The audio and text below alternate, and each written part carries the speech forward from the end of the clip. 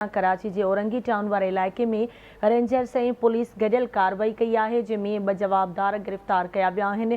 गिरफ़्तार थियल जवाबदारनि में अमीर ज़ैब ऐं फरहान शामिल आहिनि। गिरफ़्तार थियल जवाबदार मुनशियात ऐं फौजी वारदातुनि में मुलविस आहिनि। रेंजर सर्जमान पारां इहो ॼाणायो वियो आहे।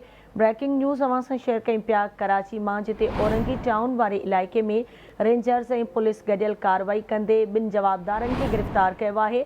गिरफ़्तार थियल जवाबदारनि में अमीर ज़ैब ऐं फरहान शामिल आहिनि। रेंजर सर्जमान मूजिब गिरफ़्तार थियल जवाबदार मुनशियात ऐं फौजी वारदातुनि में मुलविस आहिनि।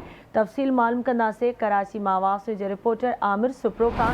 जी आमिर, कहिड़ा तफ़सील आहिनि कार्रवाई जे हवाले सां आगाह कजो।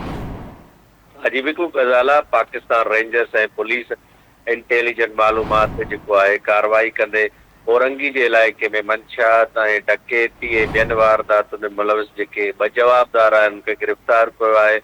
मुलज़िम अमीर ज़ुएब ऐं मुलज़िम फरहान खे गिरफ़्तार कयो वियो आहे, जंहिंजे कब्ज़े मां जेको आहे असलो ऐं जेके हथियार आहिनि ऐं जेको आहे 2 अदद मोटरसाइकिलियूं फुरियल हथ कयो आहिनि। रेंजर्स जो चवणो आहे त ही जेके मुलज़िम आहिनि इहे कराची जे मुख़्तलिफ़ जेको आहे इलाइक़नि में मुख़्तलिफ़ जेको आहे वारदातुनि में 100 खां वधीक जेके वारदातूं आहिनि उन्हनि में घुरिबल हुया। इन्हनि वटां 300 मोबाइल फ़ोन ऐं 3 लख रुपया जेको आहे रोक रक़म हथ कई वई आहे। रेंजर्स जो चवणो आहे त जेको आहे वधीक जवाबदारनि खे कानूनी कार्रवाई जे लाइ पुलिस हवाले कयो वियो आहे। जी ठीकु आहे, मुंहिंजी वॾी महिरबानी आमिर अपडेट करण लाइ।